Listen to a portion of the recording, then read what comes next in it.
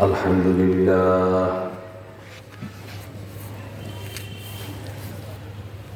الحمد لله رب العالمين خالق السماوات والأرض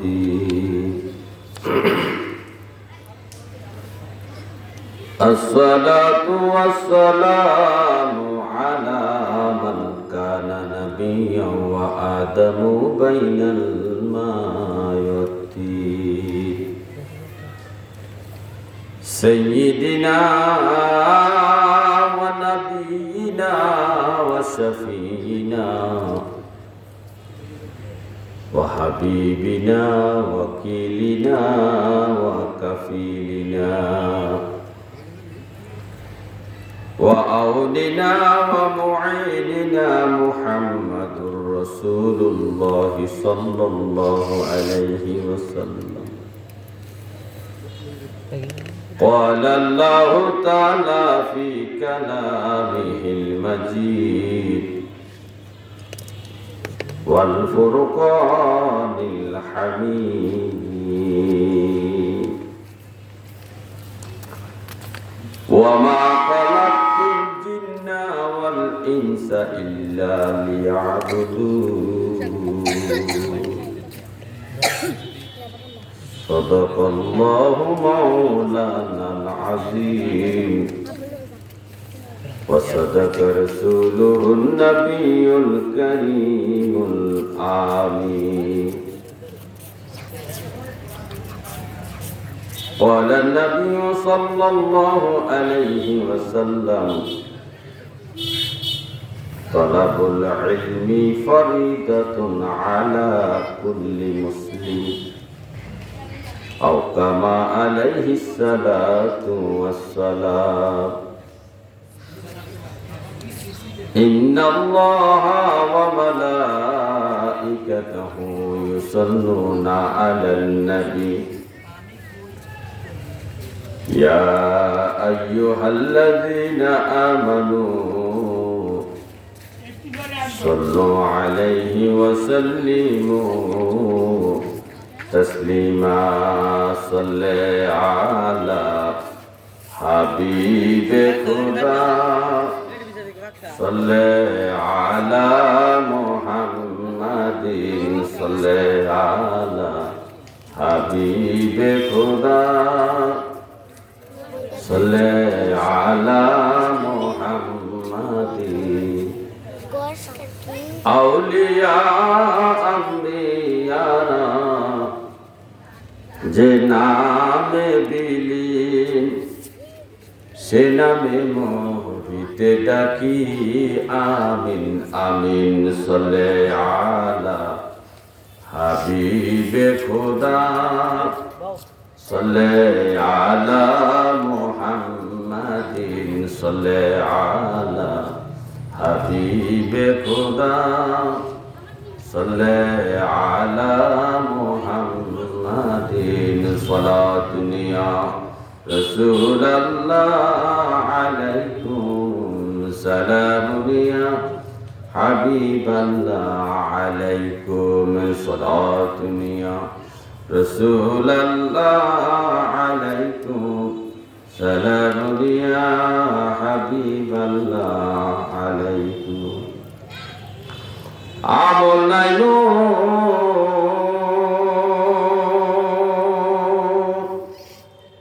পরপারে দেখাইবা আপনার নামের তসবিহ বরসায় আমার সালাত নিয়া রাসূলুল্লাহ আলাইকুম সালাম নিয়া হাবিবাল্লাহ আলাইকুম সালাত নিয়া রাসূলুল্লাহ আলাইকুম সালাম নিয়া হাবিবাল্লাহ আলাইকুম সাধ্য নাই মোর যাইতে আপনার দ্বারে বেদনা সরফ সাইব কি করে সালাতুনিয়া রাসূলুল্লাহ আলাইকুম সালামুনিয়া হাবিবাল্লাহ আলাইকুম সালাতুনিয়া রাসূলুল্লাহ আলাইকুম সালামুনিয়া হাবিবাল্লাহ আলাইকুম লা ইলাহা ইল্লাল্লাহ লা ইলাহা ইল্লাল্লাহ লা ইলাহা ইল্লাল্লাহ লা ইলাহা ইল্লাল্লাহ লা ইলাহা ইল্লাল্লাহ লা ইলাহা ইল্লাল্লাহ লা ইলাহা ইল্লাল্লাহ লা ইলাহা ইল্লাল্লাহ লা ইলাহা ইল্লাল্লাহ লা ইলাহা ইল্লাল্লাহ লা ইলাহা ইল্লাল্লাহ মুহাম্মাদুর রাসূলুল্লাহ সাল্লাল্লাহু আলাইহি ওয়াসাল্লাম। আলহামদুলিল্লাহ, আজ ইলাসুর প্রবাসীদের উদ্যোগে মরহুম আসমত আলীর স্মরণে চতুর্থ বার্ষিক জিকিরুল নুরানি মাহফিল। উক্ত মাহফিলের সম্মানিত সভাপতি মোহাম্মদ সোহর আলী মেজবান্ডারী সাহেব, সহ সভাপতি মোহাম্মদ শাহ আলম নজবী সাহেব এবং প্রধান অতিথি হযরত মাওলানা হাসান আব্দুল্লাহ ফারুকী আল মেজবান্ডারী সাহেব, বিশেষ অতিথি হযরত মাওলানা জামাল উদ্দিন আল মেজবান্ডারী সাহেব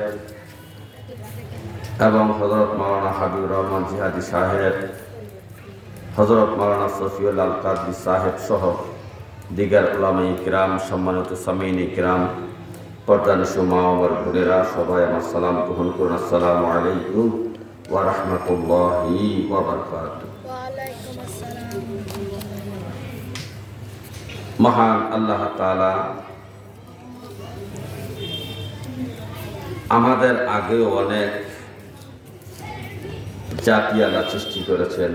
এর মধ্যে জিন একটা জাতি ছিল। জিন জাতির আগেও আল্লাহ আরেকটা জাতি সৃষ্টি করেছেন, সেটা হলো ফেরেশতা জাতি। ফেরেশতা জাতিরা এদের নফস নাই, এদের কোনো চাওয়া পাওয়া নাই, চাহিদা নাই, এদের খাওয়া দাওয়া নাই, প্রস্রাব পায়খানা নাই, কোনো কিছুই নাই। এরা সব সময় সর্বময় আল্লাহ পাকের ইবাদতে মতো থাকেন, ইবাদতে মশগুল থাকেন, তাসবিহ তাহলিল জিকির আজকারে মশগুল থাকেন। তারপরও আল্লাহর ইবাদত করার জন্য একটা জাতি সৃষ্টি করলেন, সেই জাতিটার নাম হলো জিন জাতি। এই জিন জাতিটা সৃষ্টি করার পরে এরাও অবাধ্য হয়ে গেল, আল্লাহর ইবাদত থেকে এরা দূরে সরে গেল। এদেরকে যারা দিক নির্দেশনা দিত তাদের কথা এরা মানত না। আল্লাহ যে তাদের জন্য কিতাব প্রেরণ করেছেন, কিতাব অনুযায়ী তারা চলতো না। এরা শিরক বেদাতের মধ্যে নিমজ্জিত হয়ে গেল, যার কারণে আল্লাহ গোসা হয়ে এই জাতিটাকে ধ্বংস করে দিলেন। এরপরে আল্লাহ ইবাদতের জন্য আরেকটা জাতি সৃষ্টি করলেন, যে এই জাতিটা সৃষ্টির বিষয়ে আল্লাহ তাআলা ফেরেশতাদেরকে জিজ্ঞাসা করলেন, আমি কি মানব জাতি সৃষ্টি করব? তখন ফেরেশতারা কিন্তু সবাই বাধা দিছিল যে আপনি কি জন্য আর এই জাতিটা সৃষ্টি করবেন, কারণ আমরা তো দেখলাম জিন জাতি আপনার ইবাদত করে নাই, আপনার যাদেরকে তাদের হেদায়েতের জন্য প্রেরণ করেছেন আপনার নবী রাসূলদের কথাবার্তা শুনে নাই। তো সুতরাং আমরা তো আছি, আমরা তো সবসময় আপনার ইবাদত করতেছি। আমাদের খাওয়া নাই, দাওয়া নাই, পয়সা ফাঁকা না, কোনো কিছু না, কোনো হাজত নাই, কোনো কিছুই আমাদের নাই। আমাদের সংসার ধর্ম কিছু নাই, কামাই রুজি কিছু করা লাগে না। আমরা শুধু আপনার ইবাদতই করি, তাসবিহ তাহলিল জিকির আজকার করি। তো কি দরকার এই মানব জাতি সৃষ্টি করা? আল্লাহ তাআলা বলেন, ইন্নী আ'লামু মা লা তা'লামুন, আমি যা জানি তোমরা তা জানো না।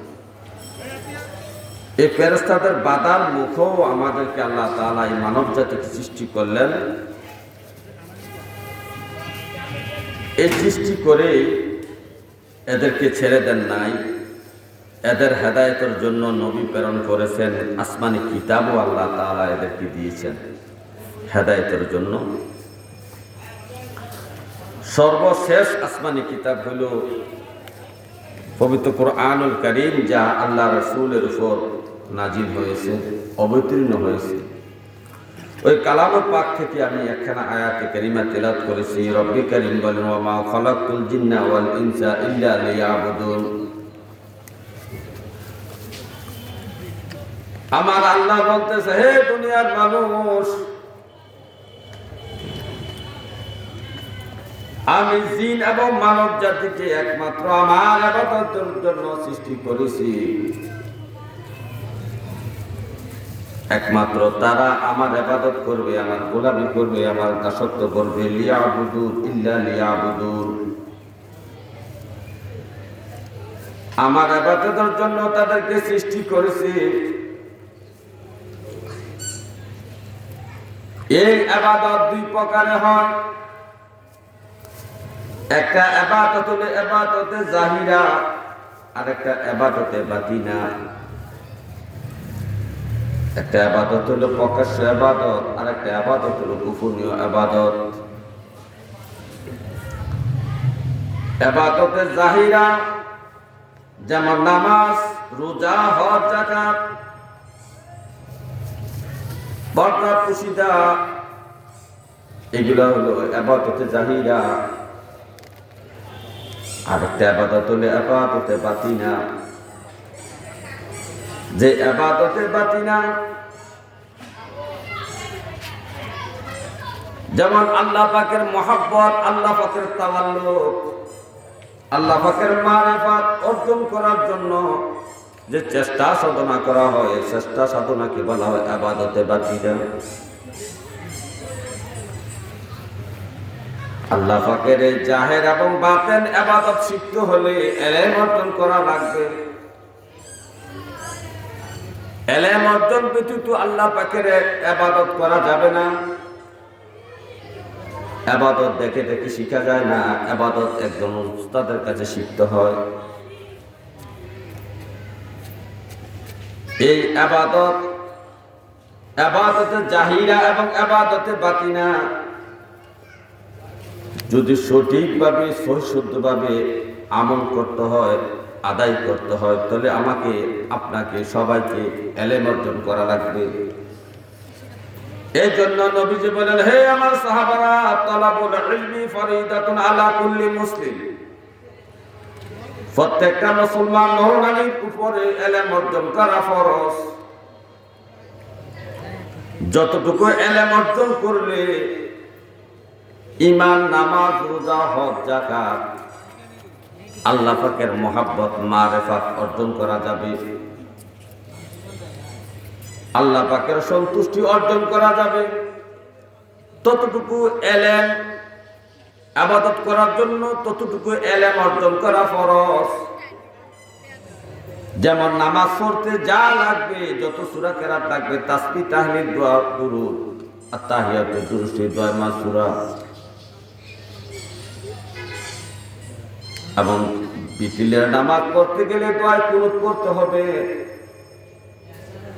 এই এশার এই নামাজটুকু আদায় করার জন্য যা শিখা দরকার, নামাজের 13টা ফরজ, 14টা ওয়াজিব, 12টা সুন্নতে মুআক্কাদা, এগুলা নামাজ ভঙ্গের কারণ। এই ইত্যাদি বিষয়ে যতটুকু জ্ঞান অর্জন করলে নামাজটা সহিষ্ণুভাবে পড়া যাবে, অতটুকু ইলম অর্জন করা প্রত্যেকটা মুসলমানের উপর ফরজ। আরেকটা ফরজ হলো মানুষকে স্বভাব চরিত্রকে সুন্দর করার জন্য, আমল আখলাক সুন্দর করার জন্য যতটুকু এলেম অর্জন করার দরকার ততটুকু এলেম অর্জন করা প্রত্যেকটা মুসলমানের উপর ফরজ। এর জন্য আল্লাহর নবী বলছেন, হে আমার উম্মত, তালাবুল ইলমি ফরিদাতুন আলা কুল্লি মুসলিম। প্রত্যেকটা মুসলমান নর-নারীর উপর এলেম অর্জন করা ফরজ। এই এলেমটা দুই প্রকার হয়ে থাকে। ইবাদত যেমন দুই প্রকার হয়, ইবাদতে জাহিরা, ইবাদতে বাতিনা। এলেমটা দুই প্রকার হয়ে থাকে। একটা হলো ইলমে শরীয়তের এলেম, একটা হলো ইলমে তরিকতের এলেম।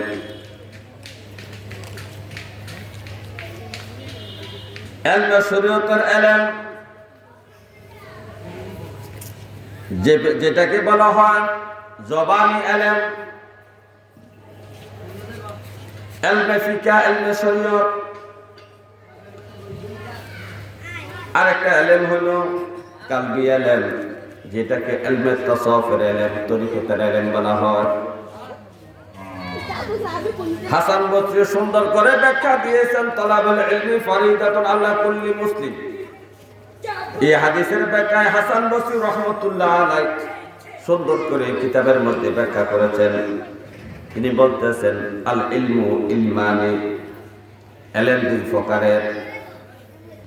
ফা ইলমুন ফি কলবি, একটা হলো কলবি এলেম, ইলমে তাসাউফ যাকে বলা হয়, ইলমে তরিকত যাকে বলা হয়। ওই কলবি এলেমটা কি দরকার? ফাযাকাল ইলমুন নাফিউ, যে এলেমটা অত্যন্ত উপকারী এলেম, অত্যন্ত দরকারি এলেম। আরেকটা এলেম হলো ইলমু আলাল লিসান, আরেকটা হলো জবানি এলেম। যে জবানি এলেমটাকে ইলমে ফিকহ বলা হয়, ইলমে শরীয়ত বলা হয়। এই এলেমটা সম্পর্কে হাসান বসরি বলতেছেন, ফাযালিকা হুজ্জাতুল্লাহি আযজা ওয়া জাল্লা আলা ইবনি আদম। এই জবানি এলেমটা, ফিকহের এলেমটা, শরীয়তের এলেমটা আল্লাহ তাআলার পক্ষ থেকে বান্দার জন্য দলিল স্বরূপ। তাহলে আমাদেরকে দুই প্রকার এলেম অর্জন করতে হবে, একটা ইলমে শরীয়ত, একটা ইলমে তরিকত, একটা ইলমে ফিকহ, আরেকটা ইলমে তাসাউফ। এই দুই প্রকারের এলেম অর্জন করা প্রত্যেকটা মুসলমান নর-নারীর উপর ফরজ। মালিকি মাযহাবের ইমাম মালিক রাহমাতুল্লাহ আলাইহি তার যুগের সমস্ত উলামায়ে কেরামদেরকে একত্র করে ঐক্যমত পোষণ করে সুন্দর করে ফতোয়া দিয়েছেন। ইমাম মালিক রাহমাতুল্লাহ আলাইহি বলেন, মান তাফাক্কাহা ওয়া লাম ইয়াতাসাওয়াফা, যে ব্যক্তি ইলমে শরীয়তের জ্ঞান অর্জন করলো, ইলমে তরিকতের ইলম অর্জন করলো না, সে ফাসিক।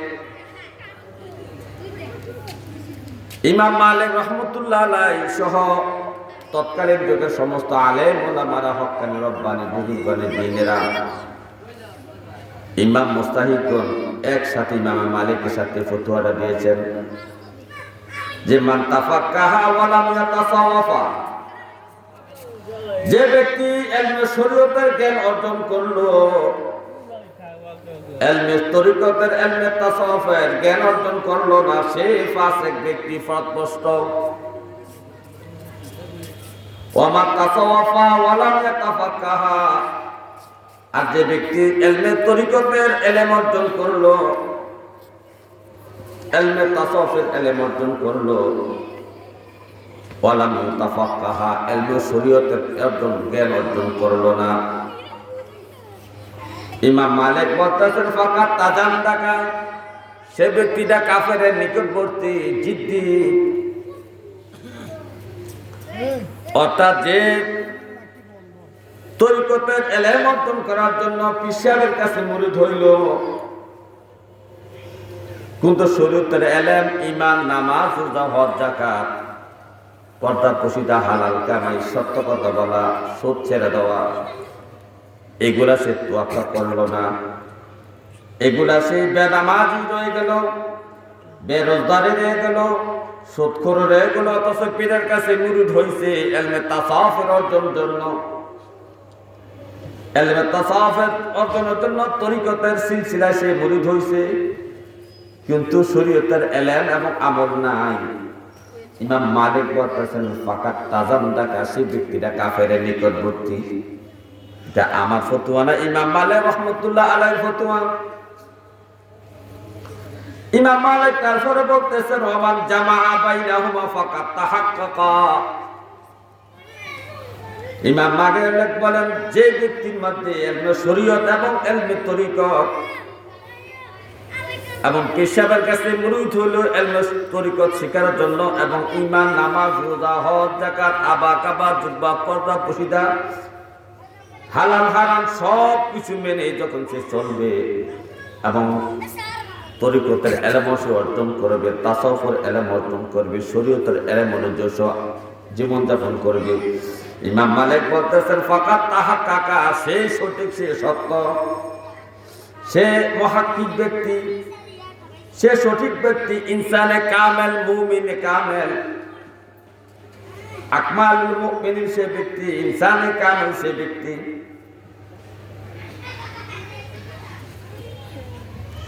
তাহলে আমাদেরকে ইলমে শরীয়ত এবং ইলমে তরিকত দুই প্রকার এলেম অর্জন করতে হবে। এই দুই প্রকার ইলমের মধ্যে একটা এলেম হলো ইলমে তাসাউফ, ইলমে তরিকত। তো এখন ইলমে তরিকত কাকে বলে, তরিকতের এলেম কাকে বলে, তাসাউফের এলেম কাকে বলে, এটা আমাদের জানা দরকার। তরিকতের ইমামগণ, মাযহাবের ইমামগণ, হক্কানি রব্বানি আলেম ইমাম মুজতাহিদগণ তরিকতের সংজ্ঞা কি দিয়েছেন এটা আমাদের জানা দরকার। কারণ বর্তমান যুগে তরিকতের যে হাল অবস্থা দেখা যায়, আগেকার যুগের ইমাম মুজতাহিদের, হক্কানি রব্বানি পীর বুজুর্গদের তরিকতের শিক্ষা এমন ছিল না। তরিকতের সংখ্যা দেওয়া আছে কিতাবের মধ্যে, ওয়া ইলমু তরিকাতে ওয়াহিয়া মুবাহিসুল মুহলিকাত ওয়া মুনজিয়াত।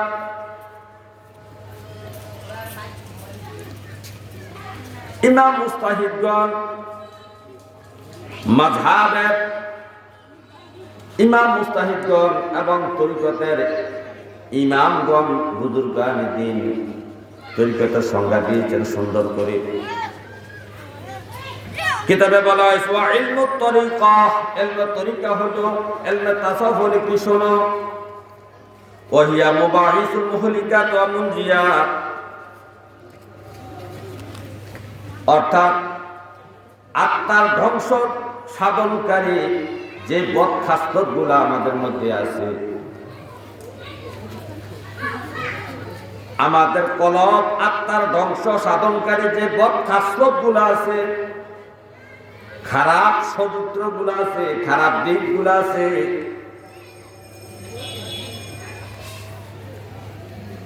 এবং আমাদের অন্তরকে, কলবকে পরিষ্কার করার জন্য অন্তরকে মুক্তি দানকারী যে নেক খাসলতগুলো আছে, যে ভালো গুণগুলো আছে, নেক খাসলত এবং বদ খাসলতের এই দুইটা এলেমের সমন্বয় হলো ইলমে তরিকত। এই দুইটা নেক খাসলত এবং বদ খাসলত, এই দুই প্রকারের এলেমের সমন্বয় হলো তরিকত। অর্থাৎ আমি বদ খাসলতগুলা জানবো, জানার পরে এগুলো থেকে আমি দূরে থাকবো, নেক খাসলতগুলো আমি জানবো, এগুলাকে আমি আঁকড়িয়ে ধরবো। এটা হলো ইলমে তরিকতের শিক্ষা।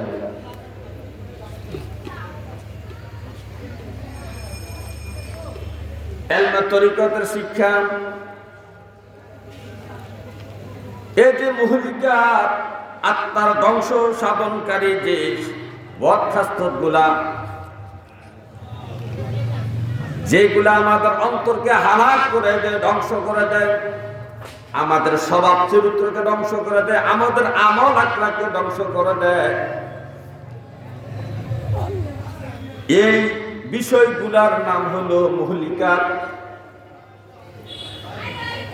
যেমন মুহলিকাতে অনেকগুলা প্রকার আছে।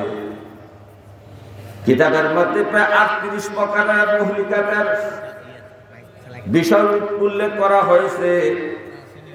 এর মধ্যে একটা আত্মা ধ্বংসকে সাধনকারী একটা বদখাস্ত হল অহংকার করা, কিবর অহংকার করা।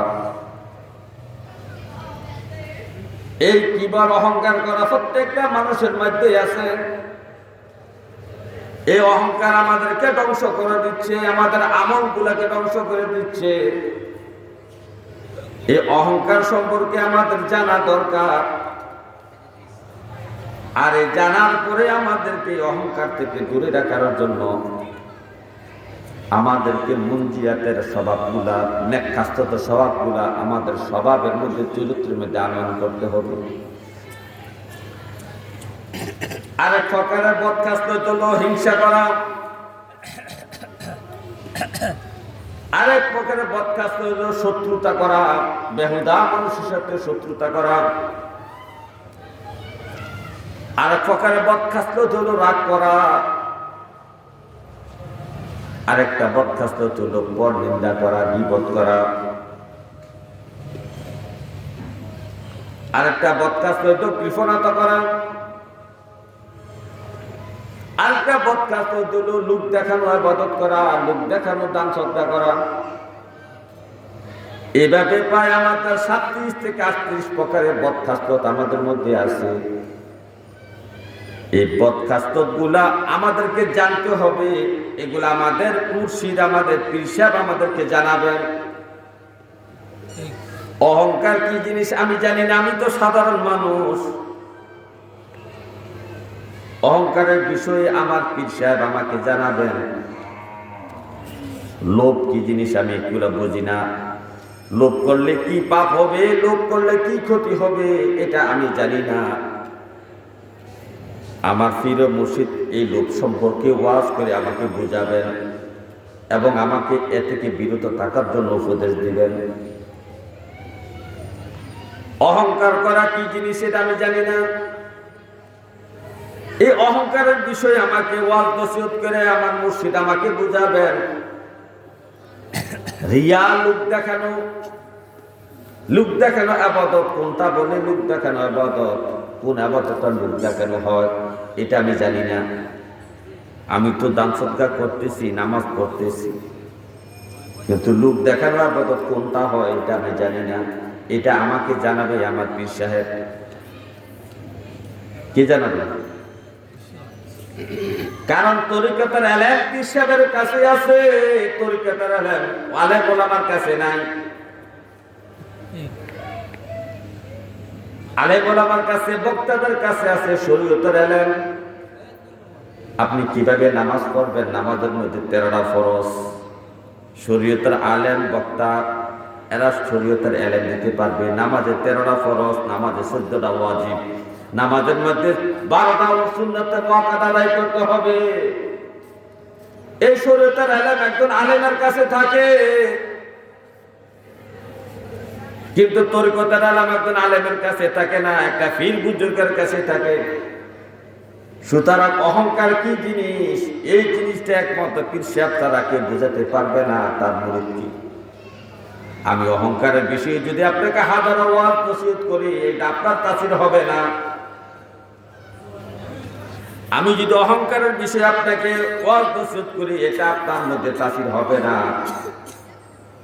কিন্তু পীর সাহেব যে অহংকারের বিষয় যদি মুরিদকে বুঝাইয়া দেয়, লোভের বিষয় যদি পীর সাহেব মুরিদকে বুঝাইয়া দেয়, গীবতের বিষয় যদি পীর সাহেব মুরিদকে বুঝাইয়া দেন, তারপরে রাগের বিষয় যদি হিংসার বিষয় যদি পীর সাহেব মুরিদকে বুঝাইয়া দেয়, এই যে আত্মার ধ্বংস সাধনকারী মুহলিকাতের যে 38টা বিষয় আছে, 38টা বিষয় যদি পীর সাহেব তার মুরিদদেরকে বুঝাইয়া দেয়, ওসিয়ত করে, নসিহত করে, তাহলে এটা মুরিদের পক্ষে যতটুকু কাজ করবে। আমি শরীয়তের হুজুর যে তখন আলোচনা করি, যদি 10 ঘন্টা আলোচনা করি আপনার মধ্যে, আমি বিন্দু ফেরিনো বোঝাতে পারবো না, তাহলে এটা কাজ হবে না। আমার ওয়াজে আপনার কাজ হবে না। একজন বুজুর্গ ব্যক্তি আলোচনা করলে যতটুকু তাফসীর হবে, এই তরিকতের বিষয়টা শরীয়তের হুজুর এটা করলে তাফসীর হবে না। তারপরে মহলিকা, এটা তরিকতে এলেম, এই এলেমটা একমাত্র পীর সাহেবের কাছে পাওয়া যাবে। মুহলিকাত আর মুনজিয়াত হলো নেকখাস্তগুলা আমার স্বভাবের মধ্যে, চরিত্রের মধ্যে, আমার মধ্যে কি কি গুণ থাকলে আমি নাজাত পাবো, মুক্তি পাবো, আমি ইনসানে কামাল হইতে পারবো, আমি আল্লাহর ওলি হইতে পারবো, আমি নবীর আশিক হইতে পারবো, আমার মৃত্যুতে সাকরাতের কষ্ট হবে না, কবরে আমার চাপ দিলেও আমাকে চাপটা আমার খারাপ অনুভব হবে না, কবরের 3টা প্রশ্নের উত্তর আমার কাছে অতি সহজ হয়ে যাবে, হাসরের মাঠের 5টা প্রশ্নের উত্তর আমার কাছে সহজ হয়ে যাবে। যে স্বভাবগুলো আমার মধ্যে আনয়ন করলে আমার শরীয়তের আমলটা সহিষ্ণু হয়ে যাবে, আমার মালিক, আমার রব আমার যে আমলটা পছন্দ করবেন, আমার রবের সাথে যে আমার মহব্বত করবে, আমার রবের মারিফাত আমার অর্জন হবে। যে এলেমটা অর্জন করলে সেই এলেমটা নাম হলো মুনজিয়াত, নেক খাসলত গুলা। যেমন নেক খাসলতের মধ্যে আছে তওবা। তওবা একটা মানুষের ভালো স্বভাব, কিন্তু তওবা কিভাবে করতে হবে, কখন করতে হবে, এই তওবার বিষয়ে আমি জানি না। পীর সাহেব আমাকে তওবার বিষয়ে ওয়াজ নসিহত করে, ওসিয়ত করে, নসিহত করে আমাকে বোঝাবেন। নসিহতের পরে আমার প্রতি ওসিয়ত করবেন, বাবা রে প্রতিদিন তুমি এতবার অমুক সময় তুমি তওবা করবা, ইস্তেগফার করবা। এই জিনিসটা পীর সাহেব বললে যতটুকু তাসির হবে মুরিদের জন্য, আমরা শরীয়তের হুজুররা এই কথাগুলো বললে ততটুকু তাসির হবে না। এই আত্মার উন্নয়নকারী, আত্মার মুক্তি দানকারী যে নেক খাসলত গুলার মধ্যে আরেকটা খাসলত হলো সবর, ধৈর্য ধারণ করা। আরেকটা নেক খাসলত হলো শুকর, কৃতজ্ঞতা প্রকাশ করা। আরেকটা নেক খাসলত তাওয়াক্কুল করা, ভরসা করা। এইভাবে মানুষের নেক খাসলতের 45 প্রকারের নেক খাসলত মানুষের মধ্যে আনয়ন করতে হবে। এই 45 প্রকারের নেক খাসলত, নেক গুণগুলা, ভালো গুণগুলা যদি একটা মানুষ অর্জন করতে পারে, ওই মানুষটা আল্লাহর ওলি হইয়া যাবে। কিন্তু দুঃখের বিষয়, এই যে তরিকতের এলেম, মুহলিকাত এবং মুনজিয়াত, আজ আমাদেরকে শিক্ষা দেওয়া হচ্ছে না, আমাদেরকে জানানো হচ্ছে না, আমরা জানিও না। এই সমস্ত বিষয়ে আমাদের কোনো এলেম নাই, কোনো জ্ঞান নাই।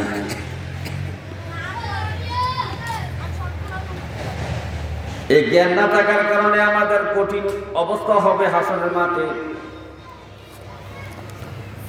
হাসরের মাঠে 3 ব্যক্তিকে আল্লাহ বিচারের জন্য প্রথম নিয়ে আসবেন। কয় ব্যক্তিকে? 3 ব্যক্তিকে বিচারের জন্য নিয়ে আসবেন।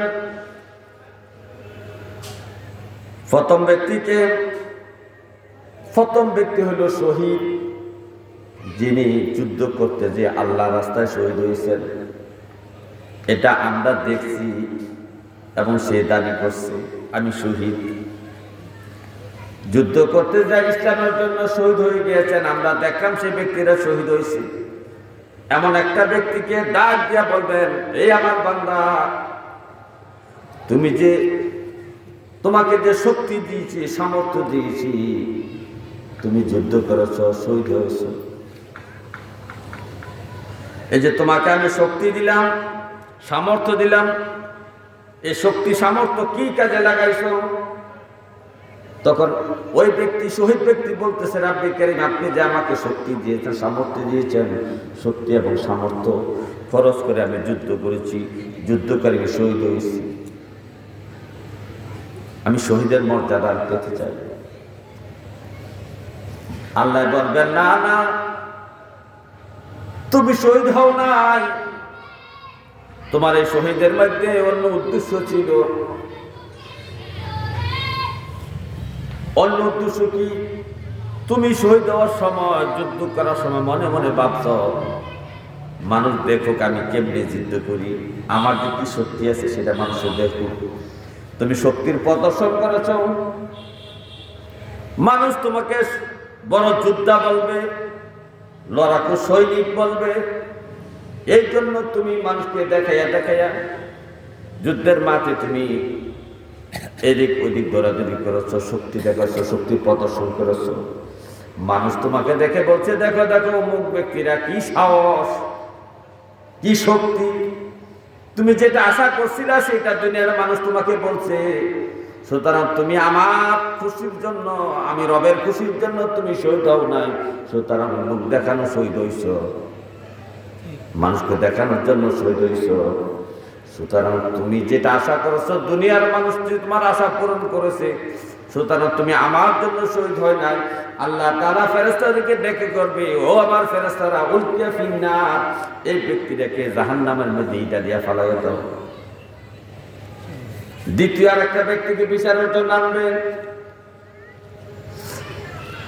দ্বিতীয় ব্যক্তিকে দান করা হয়েছে এলেম, জ্ঞান, শরীয়তের এলেম, কোরআন হাদিসের এলেম তাকে দেওয়া হয়েছে। সে আলেম, সে বক্তা, সে কারি সাহেব, সে হাফেজ সাহেব, মুফাসসির, মুহাদ্দিস, মুফতি সাহেব। তাকে যখন বিচারের জন্য কাঠগড়া দাঁড় করানো হবে, তখন তাকে প্রশ্ন করবে, রে আমার বান্দা, তোমাকে যে এত এলেম আমি দিয়েছি, এলেম দ্বারা তুমি কি করেছ? তোমাকে সুন্দর কণ্ঠ আমি তোমাকে দিয়েছি, তোমাকে এলেম দিয়েছি, সুন্দর চেহারা দিয়েছি, তোমাকে অনেক সম্পদ আমি দিয়েছি, তুমি তোমার এলেম অনুযায়ী কি পরিমাণ আমল করেছো, কি করেছো আমার জন্য, আমার দিনের জন্য, আমার নবীর জন্য, নবীর তরিকা মতো কি করেছো তুমি বলো। তখন এই লোকটা বলবে, রাব্বি কারীম, আমি যত এলেম অর্জন করছি তুমি আল্লাহকে খুশি করার জন্য। আমার যে গলা তুমি দিয়েছো, কণ্ঠ দিয়েছো, তুমি আল্লাহকে খুশি করার জন্য কণ্ঠ ব্যবহার করেছি।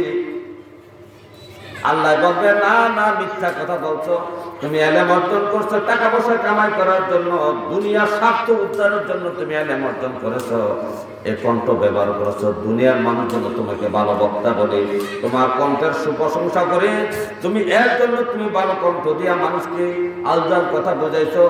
প্রকৃতপক্ষে আমি রবের খুশির জন্য তুমি কণ্ঠটা ব্যবহার করো নাই, আমি রবকে খুশি করার জন্য এলেম অর্জন করো নাই। সুতরাং দুনিয়ার মানুষ তুমি যা আশা করেছো, দুনিয়ার মানুষ তোমাকে বড় বক্তা বলেছে, বড় আলেম বলেছে, বড় মুফতি বলেছে, বড় মুহাদ্দিস বলেছে, বড় হাফেজ বলেছে, বড় কারি বলেছে, যা চাইছো দুনিয়ার মানুষ তোমাকে তাই বলেছে। সুতরাং আমি রবের জন্য তুমি তা করো নাই, সুতরাং এর জন্য তুমি যা আশা করেছো সে আশা দুনিয়া তোমার পূরণ হয়ে গেছে। সুতরাং হাসর মাঠে তোমার আশা পূরণ হওয়ার কিছু নাই। আল্লাহ তাআলা ফেরেশতাকে ডেকে বলবে, ফেরেশতা রে, উলকিয়া ফিন্নার, এই নাফরমান বান্দারে জাহান্নামের মধ্যে ইটা দিয়ে ফালাইয়া দাও। কেন? ওই লোক দেখানো, কণ্ঠ ব্যবহার করছে লোক দেখানোর জন্য। কণ্ঠ কিসের জন্য ব্যবহার করছে? মানুষ আমারে ভালো, আমি বড় বক্তা, আমি কি সুন্দর গজল বইতাম পারি, কি সুন্দর কি করতে পারি, নিজের বাহাদুরি দেখার জন্য কণ্ঠ ব্যবহার করেছে। ঠিক কিনা বলেন? তো এটা কি লোক দেখানো না? মানুষকে খুশি করার জন্য যে এটা বলবে সেটাই লোক দেখানো, রিয়া রিয়া। মানুষকে দেখানোর জন্য এই প্যান্ডেলের মধ্যে স্টেজে বসে মাইকের সামনে গর্জন দেয়, কি হুঙ্কার দেয়, এটা মানুষকে লোক দেখানোর জন্য সে এগুলো করতেছে। মূলত আল্লাহকে সন্তুষ্ট করার জন্য, নবীর মহব্বতের জন্য নয়। এই লোক দেখানো এই আবাদত করার কারণে দেখছেন তার এলেম, তার জিকির, তার মিলা, তার ওয়াজ, তার নসিহত, তার গান, গজল, ওয়াজ কোনোটাই কাজে লাগলো না। আল্লাহ বলে উল্কিয়া ফিন্নার, তাকে জাহান্নামীটা দিয়ে ফেলাই দাও। হে আমার ভাইও, 3 নম্বর ব্যক্তি বিচারের জন্য হাজির করা হবে। 3 নম্বর ব্যক্তি হলো দানশীল, দানবীর ব্যক্তি। তাকে সম্পদ দিয়েছেন আল্লাহ। আল্লাহ কি দিয়েছেন? তাকে প্রচুর সম্পদ আল্লাহ দিয়েছেন। আল্লাহ তাকে প্রচুর সম্পদ দিয়েছেন। সে দুনিয়া দান করছে। ফুটবল খেলার জন্য 10,000, অমুক পুরুষের জন্য 20,000, অমুক মাহফিলের জন্য 10,000, অমুক মেয়ের বিয়ের জন্য 10,000, অমুক বাড়ি অমুক অনুষ্ঠানের জন্য জাকাতের জন্য 20,000 টাকা দিচ্ছে। মারহাবা মারহাবা আল্লাহর জন্য দান করছে। এই দানবের কে কষ্ট করবে? এরে দানবে, তুমি কেন দান করছো? এই যে আমি তোমাকে টাকা পয়সা সম্পদ দিলাম, লক্ষ লক্ষ কোটি কোটি টাকার মালিক তোমাকে বানাইলাম, তোমার বাড়ি গাড়ি আমি দিলাম, এই ধন সম্পদ তুমি কোন কাজে ব্যয় করেছো বলো? তখন বলবে আল্লাহ তোমার সন্তুষ্টির জন্য আমি ফুটবল খেলায় 10,000 টাকা দিয়েছি, তোমার সন্তুষ্টির জন্য আমি অমুক বাড়ির 20,000 জন্য 10,000 টাকা দিছি, অমুক একটা রিক্সা কিনা দিছি, অমুক মাহফিলে এত টাকা দিছি, অমুক রুচে এত টাকা দিয়েছি তোমার কিছু করার জন্য। আমার মাবুদ বলবে রে নাফরমান বান্দা, তুমি মিথ্যা কথা বলছো, তুমি মিথ্যা কথা বলছো, মনে মনে আশা করছো আমি যে 10,000 টাকা ফুটবলে খেলায় দিলাম আমার নামটা সবাই উচ্চারণ করবে। আমি যে অমুক মাহফিলে 10,000 টাকা দিলাম মানুষ আমাকে বড় দানবীর বলবে। আমি অমুকের বিয়ের জন্য 10,000 টাকা দিয়েছি, আমাকে দানবীর বলবে। আমি অমুককে গাড়ি কিনে দিছি ভোট খাওয়ার জন্য, আমাকে বড় দানবীর বলবে। তো তুমি যেটা আশা করছো আল্লাহ তো তোমার আশা, আমি আল্লাহ তোমার আশা দুনিয়া পূরণ করছি। সব মানুষ বলছে অমুকে বড় দানবীর, হাজার হাজার টাকা দান করে হাজার হাজার টাকা দেয়। তুমি মনে মনে দানবীর হওয়ার জন্য, মানুষ তোমার পছন্দ করার জন্য দান করছো, আমি মাওলার খুশির জন্য তুমি দান করো নাই। সুতরাং তোমার এই দান দুনিয়ার মানুষের লোক দেখানোর জন্য হয়েছে, রিয়া দেখানোর লোক দেখানো দান হয়েছে, লোক দেখানো ইবাদত হয়েছে। সুতরাং তুমি যা চাইছো দুনিয়া তা পাইছো। ফেরেশতাকে দেখে রে আমার ফেরেশতারা উলকিয়া ফিন্নার, এই দানবীর বান্দাটাকে ইটা দিয়া জাহান্নামের মধ্যে ফালাইয়া দাও। সাল্লে আলা হাবিবে খোদা, সাল্লে আলা মুহাম্মাদিন, সাল্লে আলা হাবিবে খোদা, সাল্লে আলা মুহাম্মাদ। আউলিয়া আম্বিয়ারা যে নামে বিলীন, সে নামে মরিতে ডাকি আমিন আমিন। সাল্লে আলা হাবিবে খোদা।